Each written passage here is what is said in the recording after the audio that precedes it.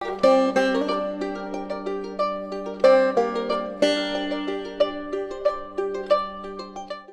our last talk of the day is from Kay Lauster. She and I have been having a fascinating conversation for the last couple of months. Many of you probably don't know that one of the key aspects of the Fred Harvey Company from its very beginning was that it didn't trust people they didn't want to buy stuff from purveyors. They wanted to grow their own everything and slaughter their own everything. And so Kay came to me because she wanted to see if we would let her talk about the last of the great Harvey Farms in Arizona. And I encouraged her that if she wanted to talk about the last of the Harvey Farms, that she also talk about the Harvey Farm system a little bit in general. So I made her do some homework, which is the last thing anybody wants to do when they call and ask you if they could talk at your conference. But I hope it worked out okay. Kay is from I always get this wrong, Chino Valley Historical Society in Arizona. If you want to save the farm that she's talking about, you could do it like this weekend. So, Kay Lauster. Thank you. So we're going to come down from the cultural talk of the architecture and the music and the art and get down to the nitty-gritty of providing food for these Fred Harvey facilities. This is a photo of the Converse family that managed the Fred Harvey Farm in central Arizona for almost 30 years. But before we get to that, you probably know that Fred Harvey did a lot of traveling on the railroads doing his work for his businesses, and he ate his share of bad food and stayed in his share of flea bag hotels. And over those time periods, he developed his idea to provide good and well-prepared foods and clean, upgraded facilities. He also wanted to provide the freshest produce, milk, eggs, and other products. He often contracted with local farmers and hunters to provide foods for his facilities, eating provisions. And around the beginning of the last century, as trains moved west, he started setting up farms along the train routes to ensure availability of fresh local foods. In 1872, the Santa Fe had extended a main line from Newton to Newton, Kansas, and established its western terminal there. And Fred Harvey moved his facilities from Kansas City, Missouri to Newton around 1905, and he established a Fred Harvey Farm. Here we see I thought that was an overview first. The produce building on the left, that's where they processed all the poultry, and up on the right we see them wrangling some of the turkeys. And lower right, he had a bottling company. He produced his own brands of sodas and a lot of fruits that use real fruits and not artificial flavors. They even bottled Coca-Cola there. He had a special franchise to bottle under the name of Coca-Cola in 1914. So you see the men bottling the sodas there on the bottom right. Okay, face this right away. Yeah, the creamery. They had about 100 dairy cattle at a farm nearby to supply the creamery. They had milk, butter, cream, buttermilk, and many other products were processed there, and they were shipped around to all the different Fred Harvey facilities. Now, the farther out that the railroads went, the harder it became to get all this fresh and local produce. So,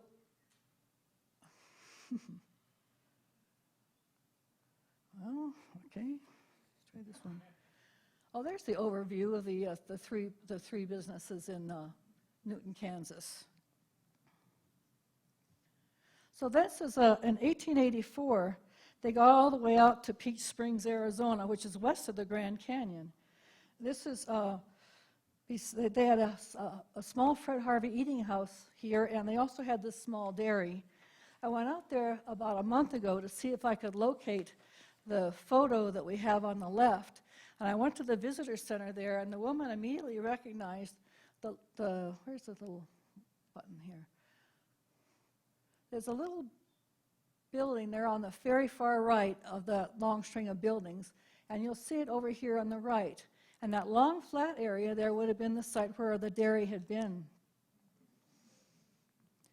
The FFA is now using this for their farms. There's the building up close. I went and poked around there. There on the upper right photo, you'll see on the left where the fire extinguisher is. That was a framed-in room that might have been an office space. I went around to the back side, and this is looking back towards it. I don't know what the purposes were. Maybe they stored hay here. And the other building, they're still using it. The FFA kids are using this. And there you're looking right across, and you'll see there's a train going by over there. That's how close the railroad was to the dairy facility. And this is just a little bit or west of the town of Peach Springs. This is all a Hualapai Indian Reservation now. I tried to find information about this, but they didn't have a lot of gringo history there, just tribal history. Then in 1872, 1887, the railroad extended down through Texas to Fort Worth, and then Temple, Texas, which is about halfway between Dallas and San Antonio.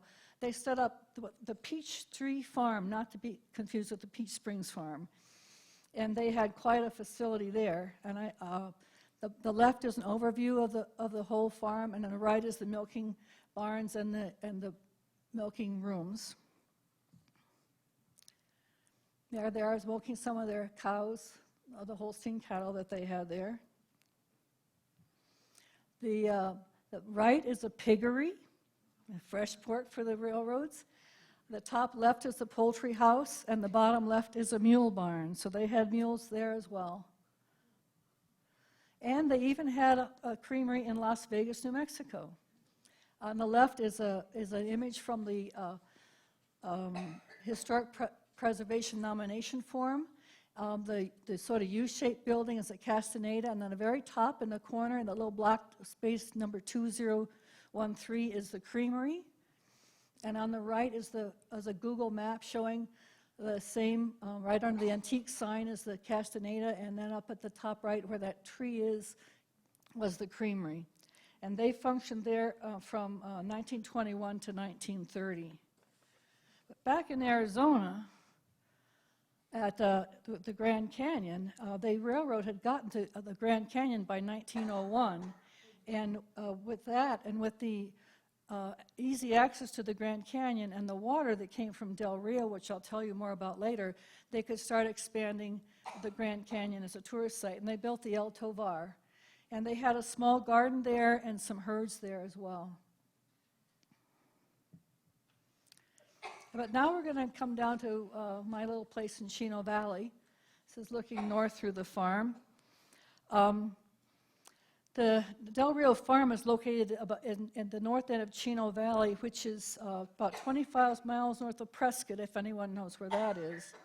And it's on the Highway 89. It's on both sides of the highway. 89 goes from Prescott up to the Ash Fork, which is on I-40, which is about 50 miles west of Flagstaff, just so you can place this in the maps. But before we get to there's a lot of historical significance to this property before the Harvey people even got there. Arizona became a territory in February of 1863 when President Lincoln signed the Organic Act, separating it from the New Mexico Territory. The initial appointment of federal officers for the area, for the new territory, was completed within a few weeks, but it wasn't until later that summer that they finally got underway. On the left, you'll see Governor Goodwin in the front center, and right is Secretary McCormick. Left of him is Joseph Allen. He has a wonderful book. He wrote back to people back east, to the newspapers back east, and there's a great accounts of the travel out here, describing the landscape, trying to get up and down arroyos and rivers. It's an amazing book. U.S. Attorney General Almond Gage at top right, the U.S.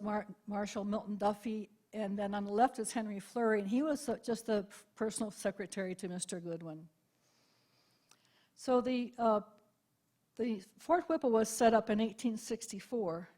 Oh wait, we got to go back for. Along the route, it's actually when they were here at Fort Union, they found out that they were not going to Tucson to set up the territorial capital, but they're going to go to Prescott, where there had been significant discoveries of gold. And with that Civil War had been going on, so they really needed the money from from this gold discovery. So they shifted everything over to Prescott. And they needed a military post to protect the miners and to establish the territorial capital. The Surveyor General of New Mexico, along with the military escort, were sent to the diggings to determine the best place for a military post. And they chose Cienega Creek, which is, you see that where the tree line is there. There was a lot of water here. It's now known as Del Rio Springs. There was abundance of grassland and water here, which is what you would need if you're coming out with all these cattle and troops. This water eventually flows to the headwater of the Verde River. Fort Whipple was established there in December of 1863, and the Governor's Party arrived in January of 1864. In 2014, we had a really wonderful 150th anniversary of the arrival of the Governor's Party. It was really quite a party we had there. So the territorial government was conducted there for 5 months until Governor Goodwin, upon exploring the area, decided the better place for the fort was on Granite Creek, near the mines in the town of Prescott that was being established nearby. In May of 1864, the fort moved to what was now Prescott, and this site, the site where the fort is now the site of our extensive VA hospital facilities. Within months of the fort moving out, 4 men filed quitclaim deeds to that tract of land situated at and near the old site of Fort Whipple. These settlers, Robert Postal, David Shivers, and several others, and their descendants have lived and farmed there throughout the 19th century. In the 1880s and 1890s, 2 railroads came through the area. The second, the Santa Fe, Prescott, and Phoenix, succeeded. It connected to the Atlantic and Pacific Railroad at Ash Fork, and then they came from Prescott to Phoenix and down to the Southern Pacific Railroad. The Atlantic and Pacific was later consolidated with the Santa Fe. Here you see the water tanks on the right and some of the pumping valves that they used later on to take water from here.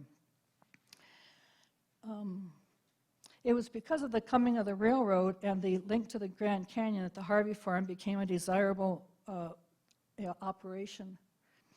In 1898, the Santa Fe Railroad, in conjunction with the Fred Harvey organization, purchased 3,250 acres of land here at Del Rio and established the dairy and poultry facilities. This is part of their ongoing plan to provide fresh local ingredients. The September 9th, 1909 edition of the Prescott paper, the Journal Miner, it reports, as soon as the land is in shape, the first consignment of dairy cattle will be placed on it, and probably that the feeding pens at Peach Springs will be abandoned. The Grand Canyon herds will come to Del Rio at practically the same time, these 2 stations being the most expensive points to maintain along the Santa Fe. Approximately inside of a year, the present time, a herd of 300 Holstein cows will be on pasture at this location. By 1913, several structures had been completed at the Del Rio Ranch. The big building in the front was the Bunkhouse.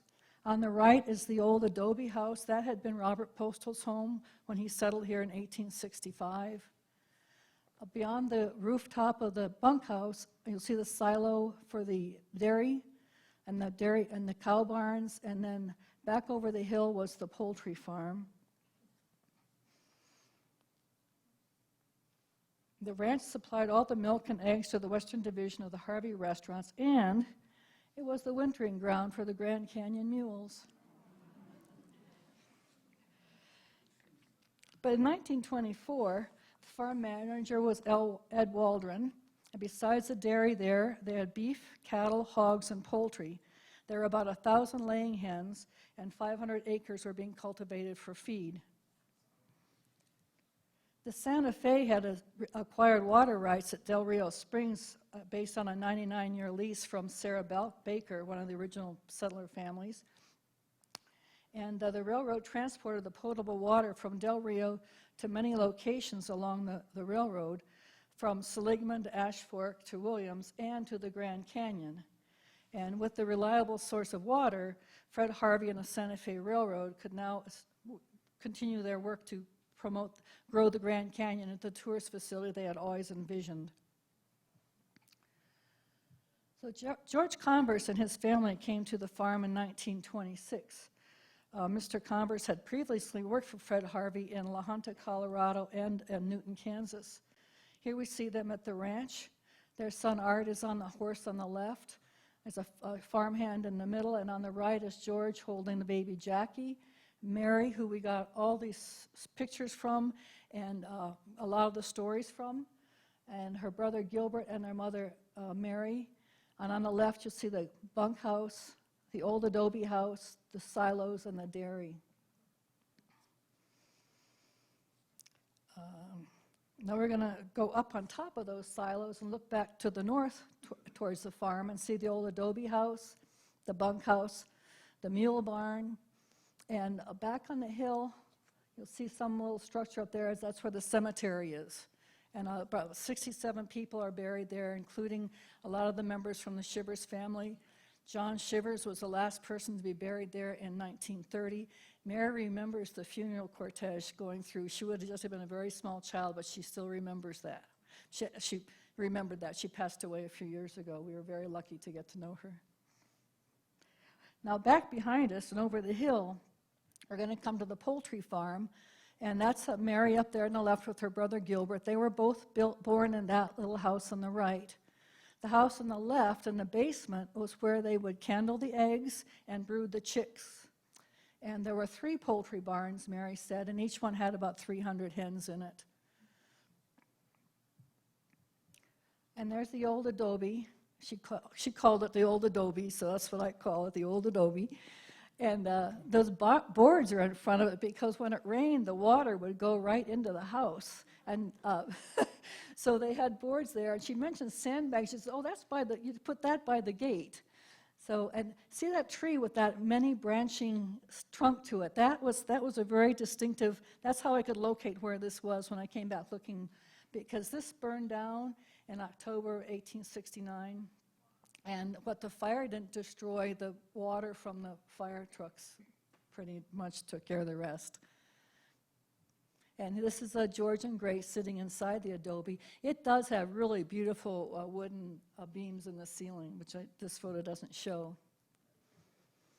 And here we see top left is Judy Rojas. She's the family member we contact now since Mary has passed. She was Gilbert's daughter with her cousin Art, that was Mary's son, and in front of the bunkhouse. And on the right we see Mary Converse and her sister Myrtle cooking there in that bunkhouse. Oh, I gotta back to my pictures.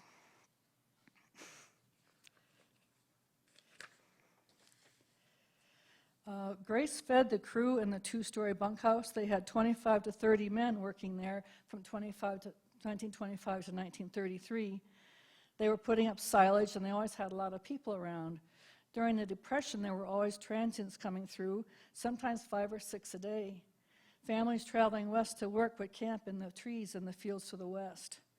Mrs. Converse would take them sandwiches and milk. On the bottom right, we see Mary Converse on the right, her husband George peeking around, Sister Myrtle on the front, no, it's her mother on the front, Myrtle on the left, some ranch hands. At the back are Shorty Yarborough, he's chowing down there, and John Bradley, he was the trail manager at the Grand Canyon. This is a photo that to show you how tall the corn was there. George is over 6 feet tall, and he's standing on top of the tractor. And Mary was also wanting to point out that the wheels have metal cogs, and they aren't rubber tires, they're metal tires. And now we got the tractor with the rubber wheels. They 7 to 8 tons of hay a year were produced by the ranch, with half of it going to the canyon to feed the dude and working stock. At that time, about 200 acres remained in cultivation. During the war, when it was hard to get ranch hands, Mary and Gilbert worked alongside their father. Here we see Mary on the left driving the tractor. In 1945, George discovered this artesian well in the fields across the highway. And when they did that, they expanded their paying to 550 acres. They eventually were planting and irrigating more than the 3,000 acres of alfalfa, averaging 4 cuttings of hay a season. Here we see them loading the mules to go back to the Grand Canyon. It's Shorty Yarbury on the left and John Bradley on the right photo. Mary said that when they brought those mules down in the fall, when they came around that last hill, they would all start braying because they were so excited knowing where they were coming. Their little winter vacation, you know. And the mother said that they were the finest string of mules you ever saw. George spent a lot of time getting them ready for the trail each season. They were beautiful when they left here. This is the only early photo we have of the dairy farm. It was a large farm, Mary said, with 200 cows, and she said the silos were beautiful colored tiles. And I hadn't realized the significance of these photos until Mary told me that they actually raised mules there. And you'll see that the colts are mule colts. The mules turned out to be quite a big reason this farm was here.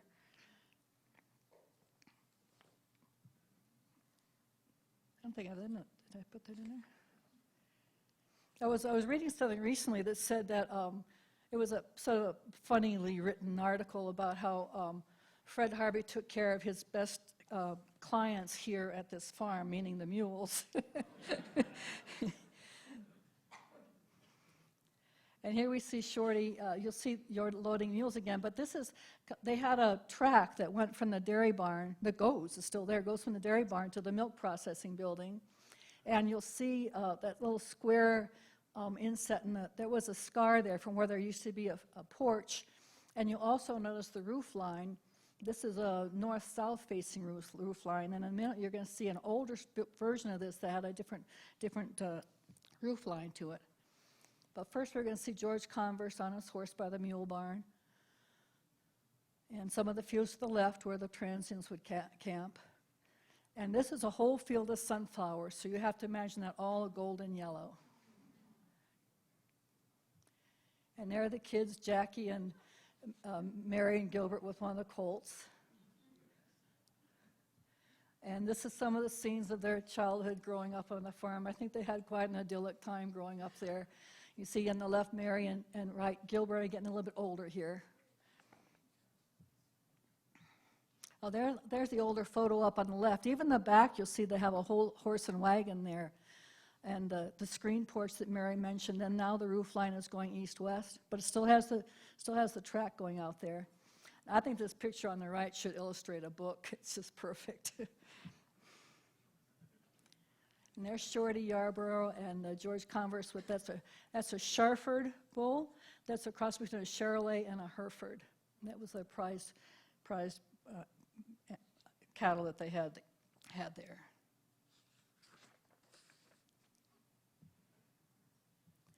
Here we do some roping there.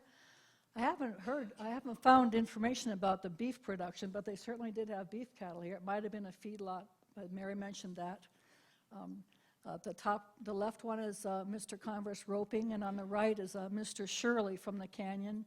And Mary says, "This is Mr. Shirley walking away, letting his horse do all the work."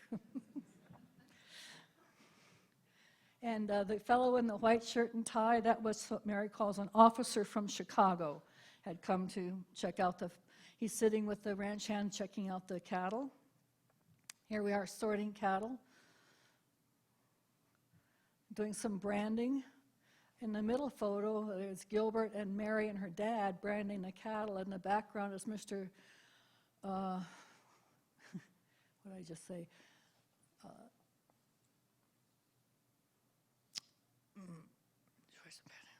Mr. Shirley and Mr. Tyson.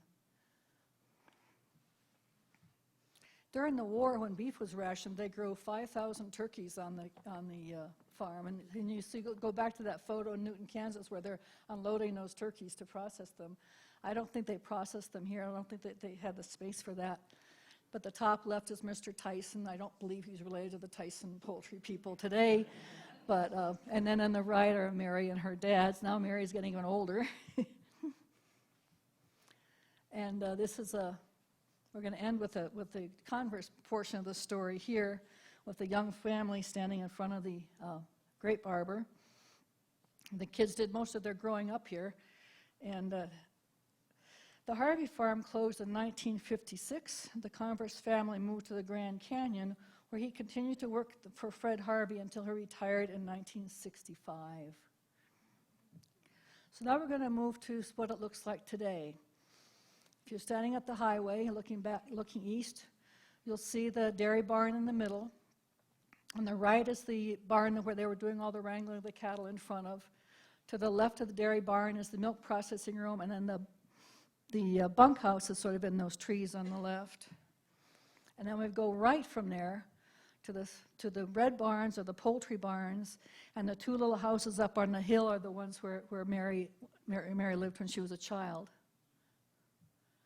And those what the poultry barns look like today. There's not much left of them. The houses, though, have been well maintained. This is leased to one of our local long-term ranching family, the Welleses, and he maintains these and rents these out. And again, the house on the left is where they candled the eggs. And now we're moving north towards those are the barns where they were wrangling the cattle. And then north of that is the dairy barn. And you can see the top left photo was from when I first started going out there, and the one on the right is more recent. And you can see that's sort of been deteriorating. The paint's getting worse. The roofing's coming off. The fellow who's the land manager for this has been trying to get the owners to give us some money, just keep them maintained, but they haven't been interested, so they just are deteriorating. And this is the inside of the dairy barn. You'll see the tracks going to the dairy. But Bill Otwell, our preservation architect in Prescott, he came and toured these buildings with us, and he says this building is still a very, very good shape and very solid. All these buildings were. He was really pleased to see that. Oh, this is a lineup of the dairy barn, the milk processing room, and the bunkhouse. And there's those tracks going to the milk from the barn, and you see the silos are gone, and there would have been a big one there on the right. And inside, this room with the red thing standing in it, that was an insulated room for refrigeration. And on the right is some of the office space. They would have done work there for running the farm. The bunkhouse, the siding is starting to fall off of that. But in this house, Bill Otwell went open and closed the door, and he just went, "This house is still perfectly square." He said, well, the railroad built them, so they are really very well built. And the mule barn, inside the mule barns, he said these are identical to the ones at the canyon, a bit smaller, but the structural is very similar to the ones at the canyon. This is on the south side. On the north side, there were these various rooms. And then you're looking out the north side, and they have those larger doors, maybe bringing stuff in and out. Just now, then we get to the equipment barn, and George Converse built that in 1945. And we're going to walk on out to the cemetery, and this is what we often see when we walk out to the cemetery. This is about the friendliest bull you would ever meet. We have come within 30 feet of him, and he just sort of yawns and walks away from us. And I bring people out there, and they're like, "Oh, it's okay." He's really doesn't look it, but he really is. And there's the cemetery looking back towards the house. A lot of the Shivers family graves are there. Family members often come, get in touch with me, and we take them out there, show them the farm, show them the grave sites. It's very nice to meet them. And now back at the bunkhouse, you'll see the tree with the odd-shaped branching, and that's how I could spot the house. And then you'll see the cement sidewalks going to the house. And up on top of the hill is a small 3-room pit house above the cemetery, and you'll see the lineup of the bunkhouse, the dairy, and so forth, and a nice granite mountain in the background. Where are we now?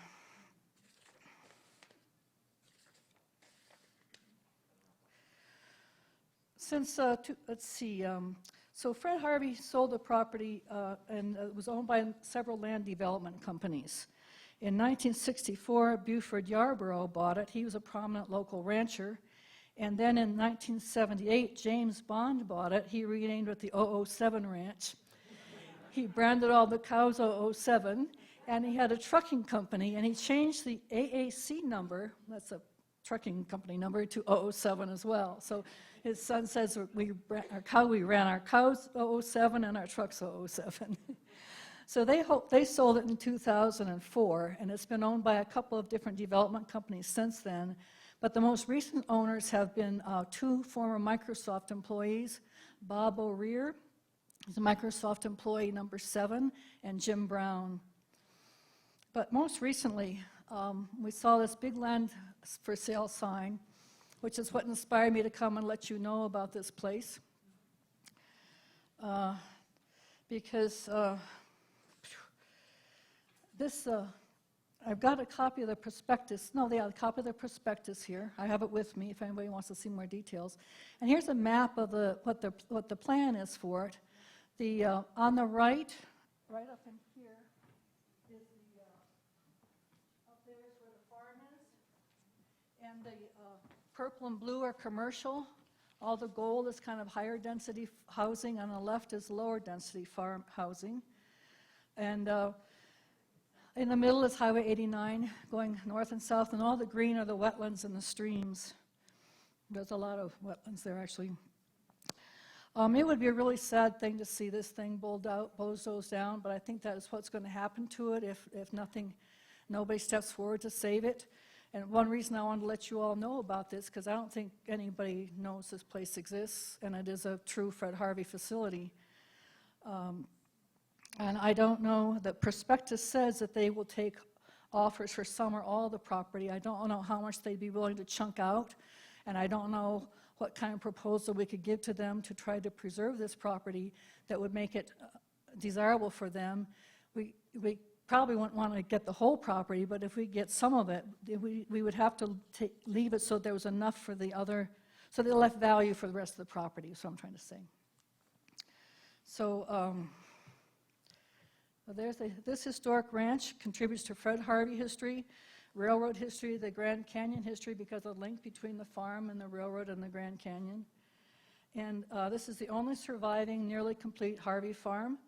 And we're all interested in saving cool Harvey places, so I didn't know if we could drum up any interest and try to save this place. What do you think?